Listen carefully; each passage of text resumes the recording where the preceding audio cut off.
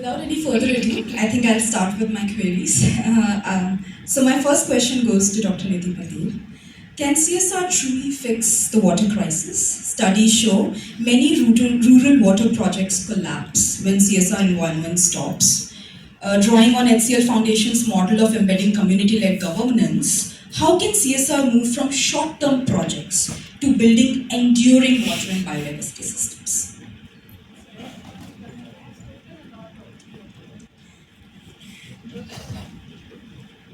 I'll give a clear answer and a very short.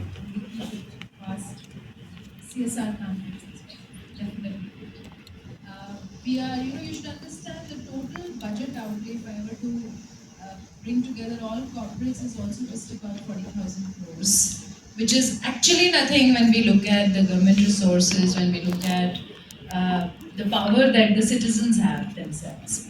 So the water stress, what CSR can do possibly is bring in resources for innovation, can bring the technical guidance together, can possibly come out in open and talk about the issue. CSR can definitely be, I would say, that drop in ocean, but can't be the ocean itself for sure. But what is essential right now is if we also look at our overall, we've been able to steer our overall, within our CSR funds, 22% towards environment today. And I say that from records. That we are able to provide matrices within CSR where you can measure the work which is being undertaken underwater. We are able to very categorically give you statistics, like when I say 110 or 100 plus billion liters of water, that has actually been measured by an external organization where a very clear matrix has been, where we have actually discounted evaporation, we have actually discounted all kinds of losses. Minus all of that, we are able to measure year on year and we invest in measuring the water credits. Quality of water is another aspect which also needs to, which we are now gearing ourselves up. The kind of rainwater that we conserve or we harvest, the quantity of that, how do we really work towards now? Quality is the next thing. So CSR can definitely take these small steps. So coming to your second part, the short term or long term, I think it's only a myth that under CSR you only do short term projects. That really needs to be broken. The ministry has said that it isn't, and I think Mohammed will clarify that in subsequent sessions, that 3 years plus 1 and then you do cooling off and then you do impact. This year I'm again inviting you to go to HCL Foundation's website and look at our 33 plus impact assessment reports. How we have been able to put out a return on investment calculation against each one of our projects. This year we are doing 111 impact assessment reports. That's the life of a CSR head in a corporate like ours, where we ensure that compliance is taken very seriously. So each one of the impact assessment report is going to have a clear ROI matrix. So when we say this 3 plus 1, it can be phase of a project. It need not be the full program per se. It need not. You can always have long-term plans drawn up. However, for the purposes of the HCL grant project, we are inviting 3 plus 1 because this is how the construct of this grant is. But it can always be a part of your long-term strategy, right? So 1 year offs, 1 year, all of that is completely a myth in CSR. There is a good scope for doing long-term program. Thank you so much. Thank you so much. My next question goes to Dr. TVRAMACHANDRA. Thank you, sir, for coming in here. Are we engineering away our wetlands? I want to be honest, this question was coming from one of my Gen Z colleagues. So I'll just complete the question, sir. Are we engineering away our wetlands? Your valuation studies, like economic valuation of wetlands of Greater Bangalore, show wetlands provide vital ecosystem services, yet are neglected in planning. How can we reposition them as critical rural infrastructure? Well, thank you for inviting me. When we talk about wetlands, we all require water. I have not come across any individual who doesn't want water. That is one of the services provided by these wetlands ecosystems. Now, what is the worth of the wetland? Let us try to understand. First, if the wetlands are there, what are the benefits? My study shows when the wetlands were there, people were getting the water less than 100 feet in their wells. That's where the link to the wells are. And when wetlands were removed, after 5 or 6 years, it drops down to 600 feet. And today, 24 years have passed. People have gone down 1,800 feet. There's no water. That further shows that if we need water, we need to have wetlands. Now, coming to the services, what is the worth of the wetland? Wetland provides us the services, tangible benefits like fish, fodder, etc. If I just quantify that, a good wetland like Rachinhalli Lake or Chakkur Lake gives about 10,500 rupees per hectare per day.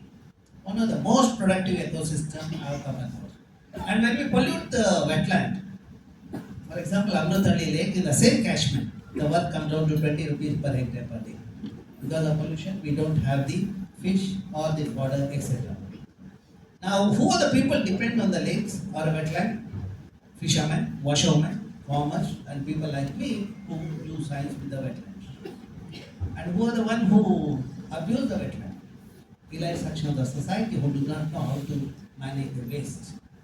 Either the solid or liquid waste, they dump it in my wetlands. Okay, now in Karnataka, we have about 39,000 wetlands. We have mapped using GIS and remote sensing. That's where technology comes to the picture.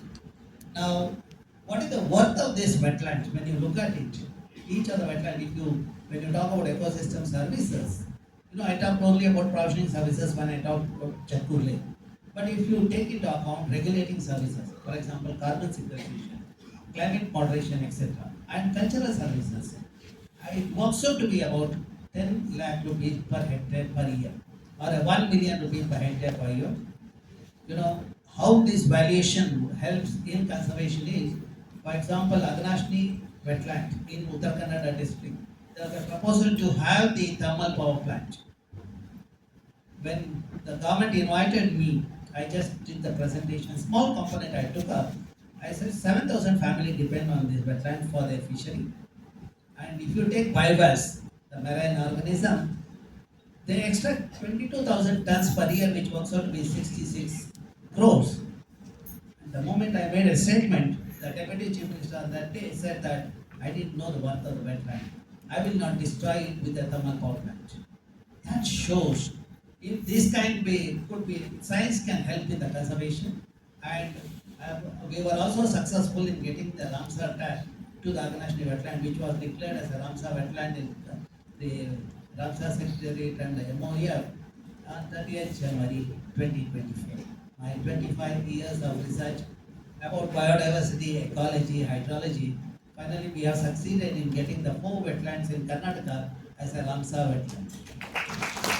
Okay. Now, how the wetlands are getting degraded, we know. Is there a solution? That's where the engineering comes.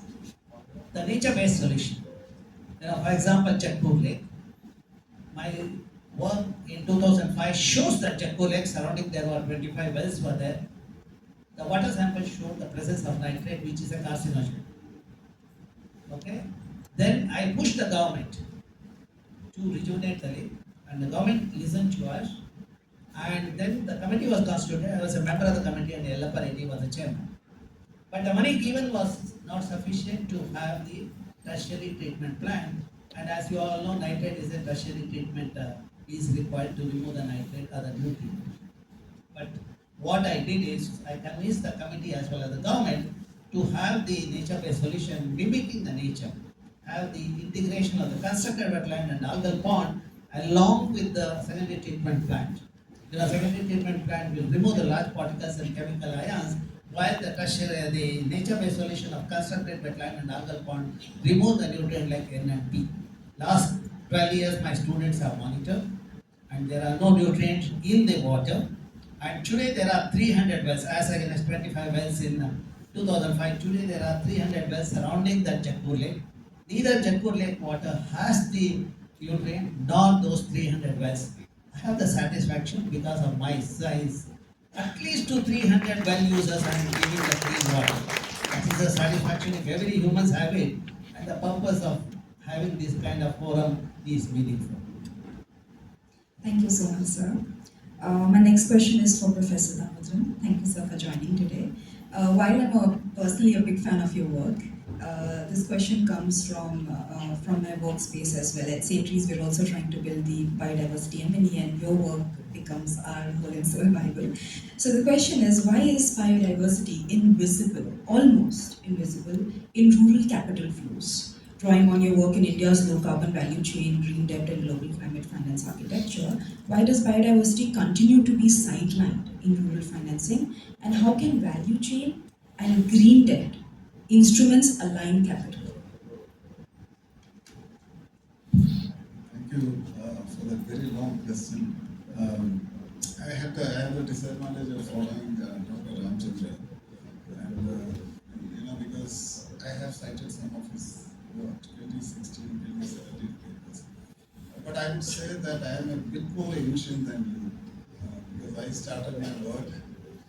No, not senior, because Gen Z is sitting there, they will not like that word, but I would say that I am a great fan of his work. Jaipur Lake is an exceptional item of work which you did. And having said all that, I should say that I have only soft stories to tell you. I started working in, I was in the Ministry of Environment. I joined my career in 1981. So I told you, I'm much more ancient than you. So I had the fortune to see some of the most atrocious. I had only fortune to see the ugly. Ugly is also very important, not just the hara and all that. So in 1987, I went to Ganga Action Plan to Varanasi, and I went to the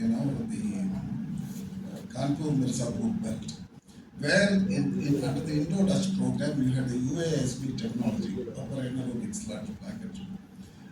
It was terrible. It was terrible because it had all the good intentions, but as Dr. Ramachandra and Professor Ramachandra mentioned, the problem was that chrome was not removed before it was to be. The effluent had to go to the ET, right? And then the microorganisms got killed. Now, why am I telling you this? Because chrome was not removed because despite the prescription that it should be removed. Right? Why people never thought it was tanneries. Right? So they never thought that it was important to remove it. So finally, it was improved after 8 to 10 years.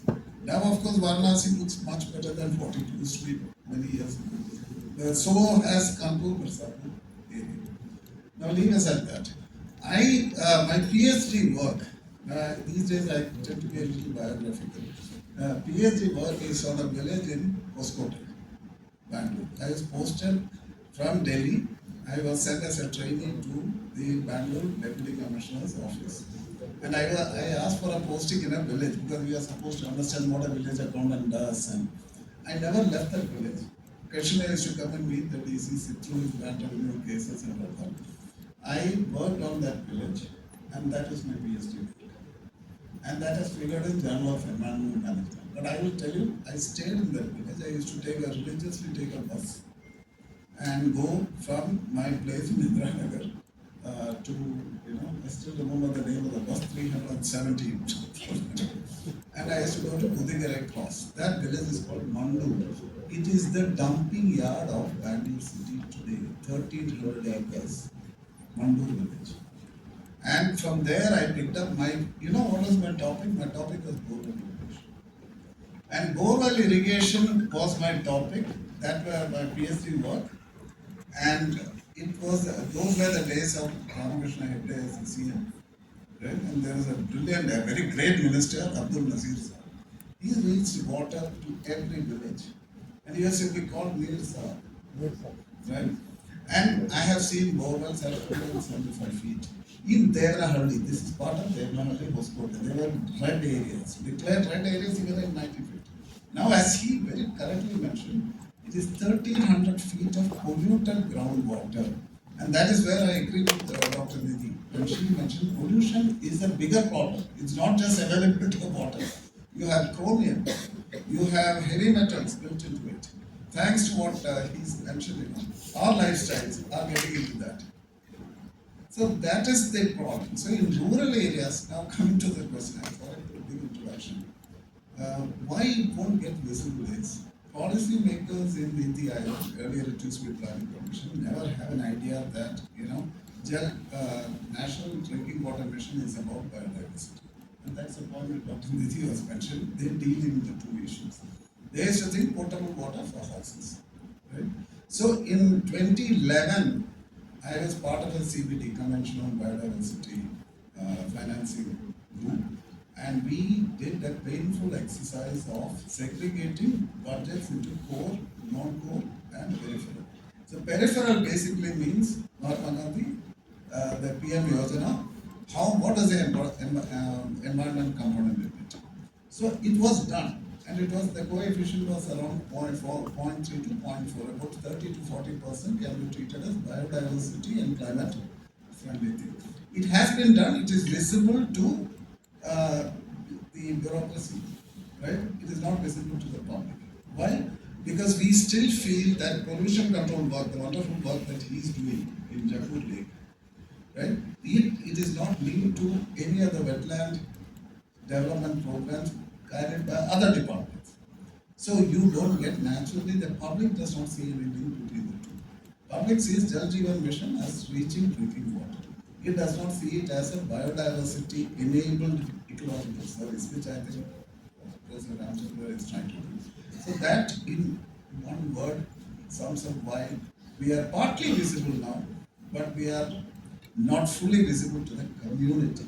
That is where the problem is, because there is no linkage between the core work in lake development with the kind of big remediation work that is being done. People don't see both together.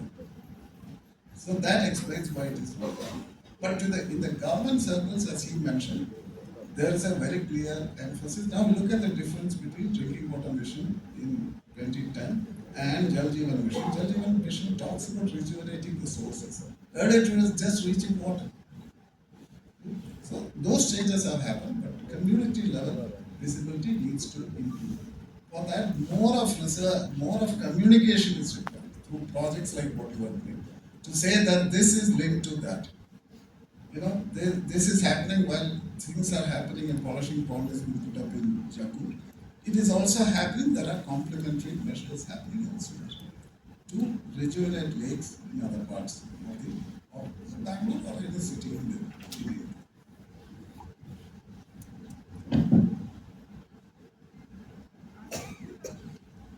Certain follow-up questions like biodiversity credit, water credit, but in interest of time, maybe when the crowd gets a chance for Q&A, maybe these are certain cues that we can go ahead and ask in. But I will move to Dr. Usha Manjunath. Thank you so much, Dr. Usha Manjunath, for being here today.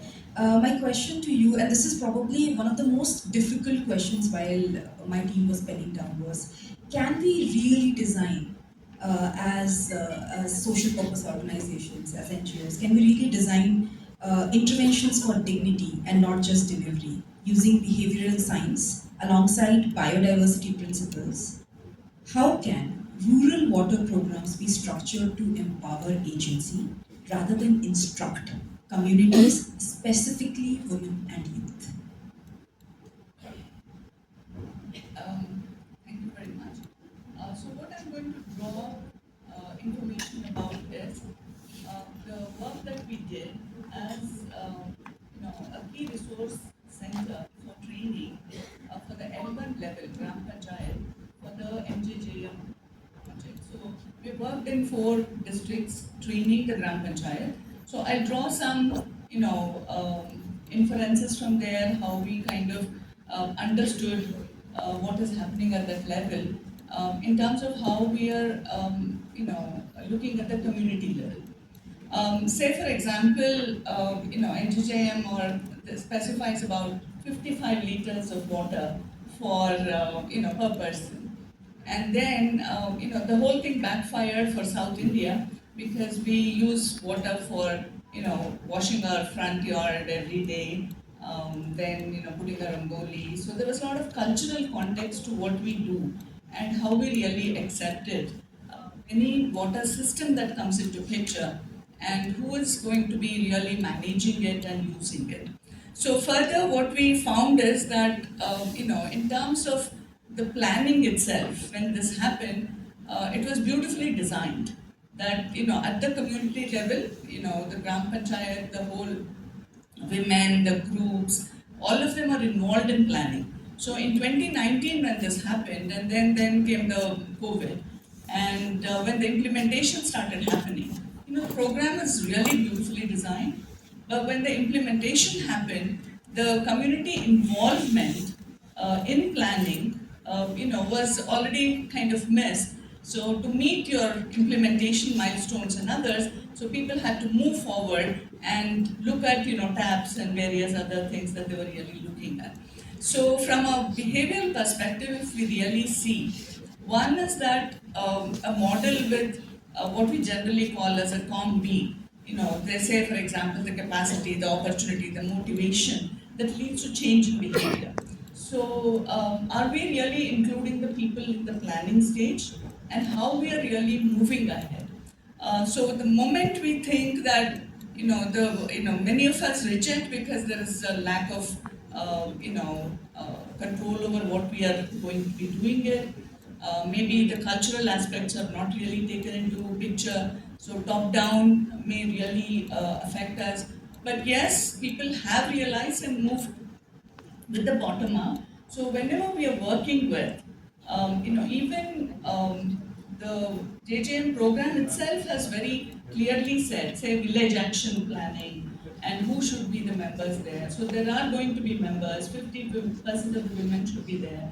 And they're also saying that youth should be involved in that. So therefore, it is not just planning stage, but also maybe under the implementation. Can we do the social audit with them? So these are all ways to really implement and make it more sustainable. But then there is also when certain things are implemented, like say for example, water is like, it's also about taste maybe, it is also about, so if there is chlorination, people may not understand it's for the safety and so they may reject some of these. Or, it could be social hierarchy, right? The caste comes into picture, gender is a major issue. So these are, to make it sustainable and to really make it, workable. One is the building a system which is based on trust. So if my system doesn't work, say for instance we have everywhere RO plants put together, for the water. But then what happens? There is no planning in terms of who will take care of it. When the breakdowns happen. And then the breakdown happens and then people distrust. They are not anymore going to be really, liking water in it. Or like, they may think that this is the way things change and so we are not going to accept. In terms of implementation, a lot of the programs that we implement even in say for example in health systems, it's very important to involve the community in different levels of implementation to bring these part. So nudge has been a very important one. Some of the projects like in Karnataka, they have seen that positive nudges are much more helpful. The moment you put negative this one, then it is not going to work. So these are some of the things that we can really look at how to make a system to really work. Say for drawing example from the health systems that we work in, technology has been really implemented, but the technology design has to be also very taken care very well. Say for example, we have NCD portal at the level of sub-centers. Now they are called health and wellness center, now newly termed as Ashman Arogya Mandir. The community health officers have a portal where they are going to do the testing for the screening for all 30 year old plus, and they enter the data. So the design of that is meant to be like very good. So they were very happy that the community where we are really testing about 500 to 600 people. Uh, there's also photograph. So I may not remember the community member, but there is photograph, so I can recognize. I can recognize and go back if the person has not returned for medication maybe or this. But there is also the drawback that the system had, the design of the technology itself, was that there's no continuity of care. Say, for example, the earlier data, the testing of the person the first time, or maybe the medication that they were taking, that was not accessible to the CHO. So again, she had to, fall back upon something else. So the design of the system, whether it is as simple as the water or the tap, or the technology they implement for bringing about change. So it has to look at from the community perspective, or the provider perspective, or from the supply perspective. So these will be very carefully designed so that whatever that we want to achieve, is it continuity of care, is it the way that people will continue to use the system that we have created for them. So I think those aspects have to be really taken into consideration, and I think then your system design across also has to be thought of. So, any questions that we can take up from the crowd? I am from Andhra Pradesh, Kapa district. I attended the cause of the symposium concept regarding water and biodiversity. May I know the vision or idea of the symposium regarding biodiversity? I want to know the basic. You told that the GP level intervention for NGOs NGOs maybe are non-profit organizations. They know the basic tool for the involvement of the groups or social organizations to involve in the biodiversity conservation or preservation.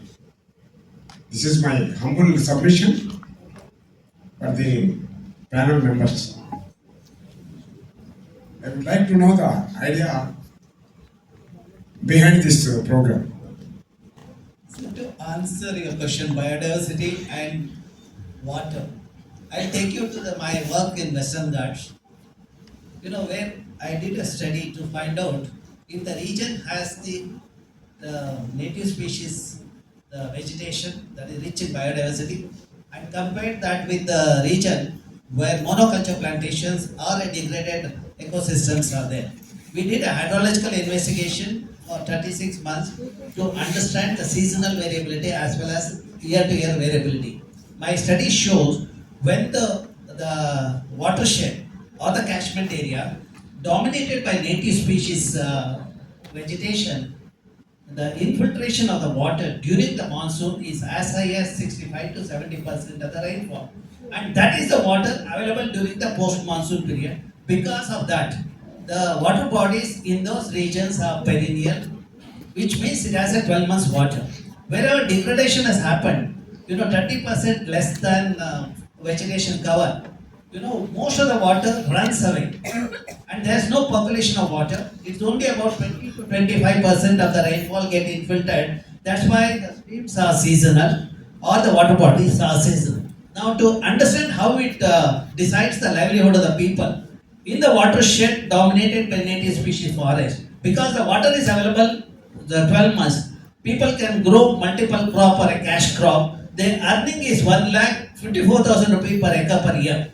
Whereas in another catchment, where degraded catchment, since the water is available only for 4 to 6 months, they can grow only one crop and their earning is 32,000 rupees per acre per year.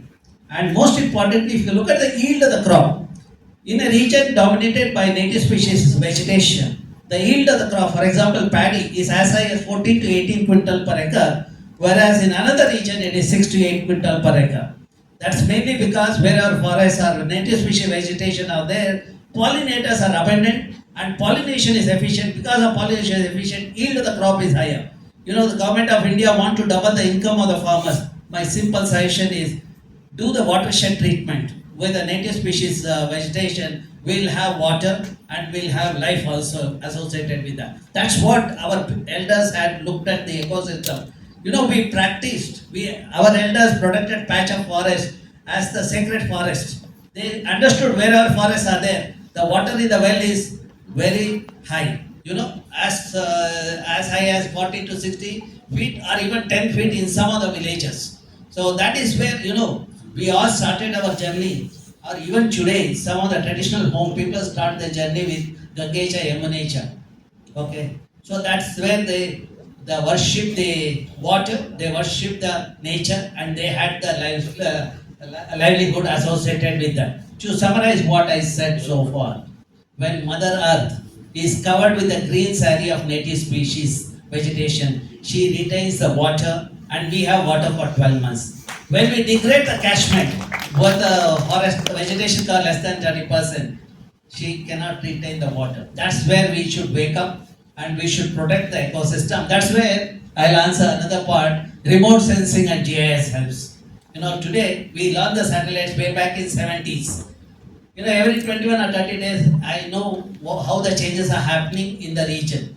I have done the analysis for Bangalore as well as for the Western Ghat district. There's a 45% decline in the forest cover in the Western Ghat. Because of that, with the changes in climate, we have erratic rainfall, and because of that, we didn't get the Kaveri water last year. And 40% of Bangalorean depends on the groundwater. And because of the concretization, we lost the ability to allow the water to percolate or the recharge of the groundwater. 68% way back in 70s was covered with vegetation. Today, 86% is a concretized or a paved surface, and we have vegetation cover less than 2%. You might ask me, if I rejuvenate the lake, will I get the water? My simple prescription is that Sarki Lake was rejuvenated 3 years back. I was a member of the committee.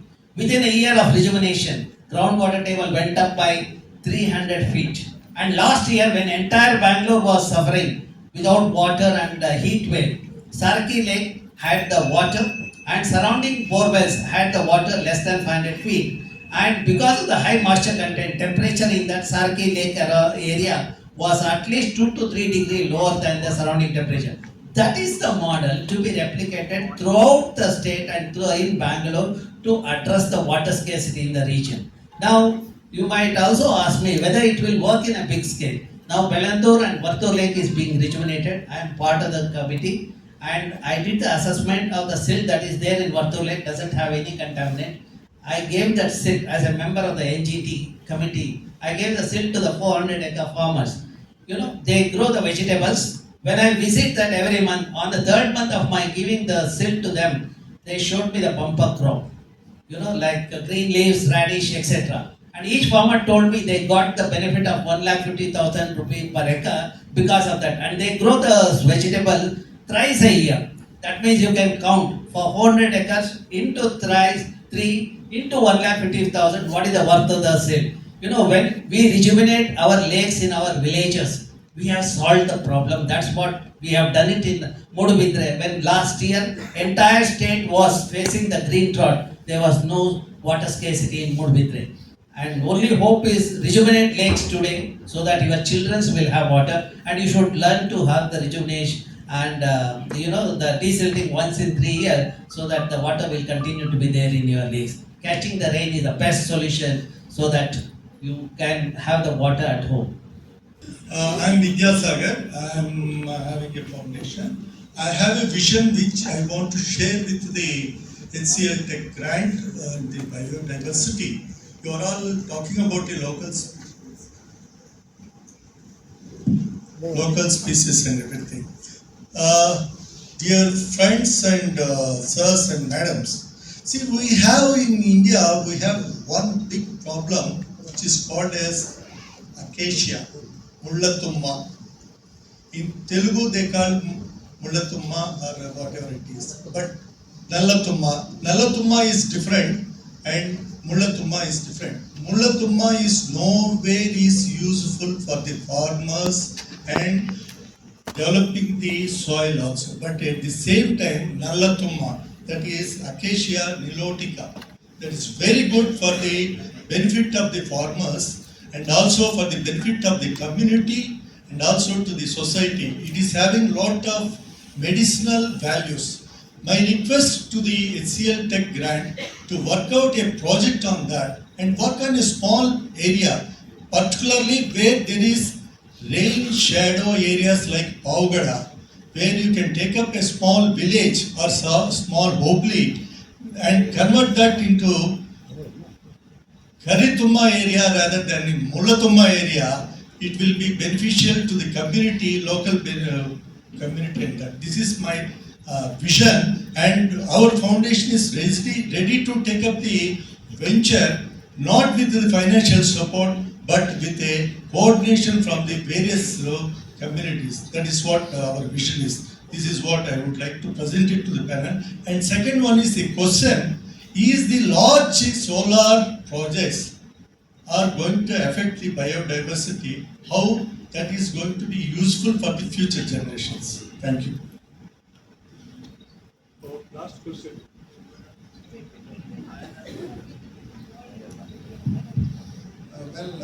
It's a very interesting question that you asked me. Acacia nilotica is locally called babul. Babul in India, generally. And you will find the plantations of acacia in talking of Andhra Pradesh. That during the Nizam's period, 1900 to 1950, acacia nilotica plantations are actively encouraged. Where was it encouraged? You will find it in Karnataka, right here in Bangalore, in Kolar, all these areas you will find.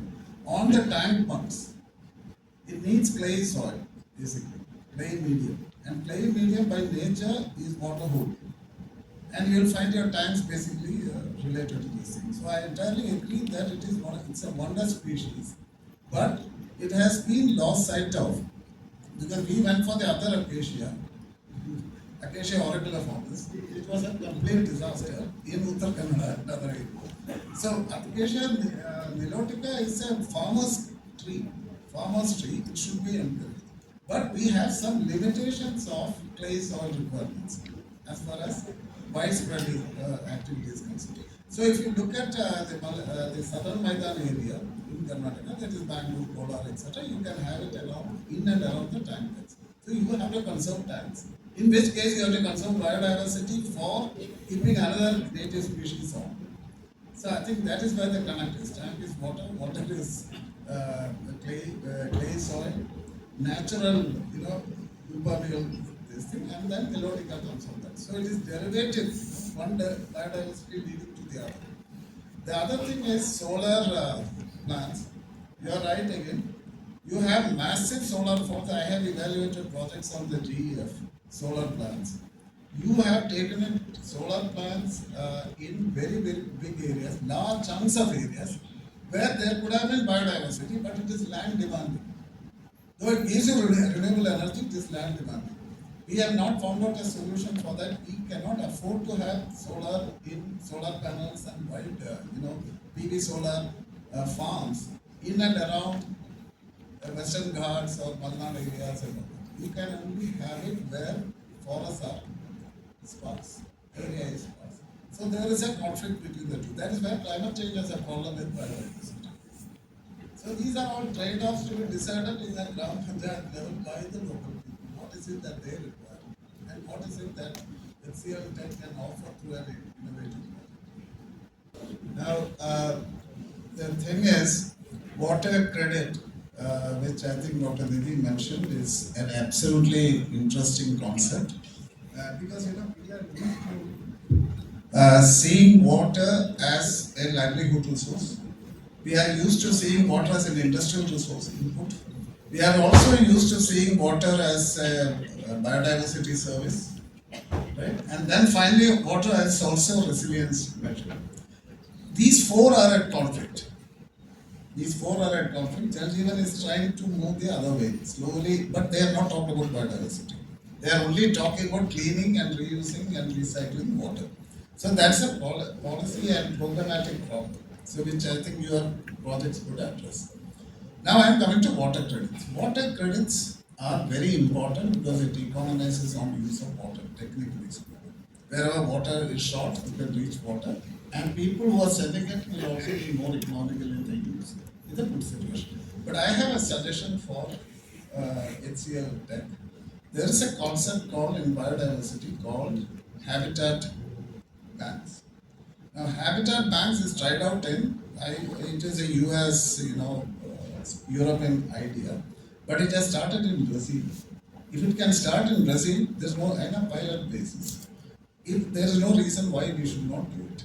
Now, this is where I would like to have a small solution. Extend this water credit to a habitat-related problem. That is exactly the kind of work that Professor Ramachandra is doing. Now, take the map of Bangalore. You'll find that thanks to the kind of work that they are doing, north of Bangalore, Hesarghatta, Jakkur, this belt is perhaps a greenest belt. Right? And the southeast of Bangalore, which is supposed to be your Panibala, what is that?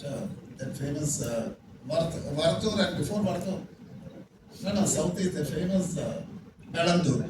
Belandur is supposed to be the Chembur of Bangalore, if you can put the good old days. So it's for water, of course. So you look at this, so the whole idea is then down south, Varathur, you come down to Bannerghatta National Park.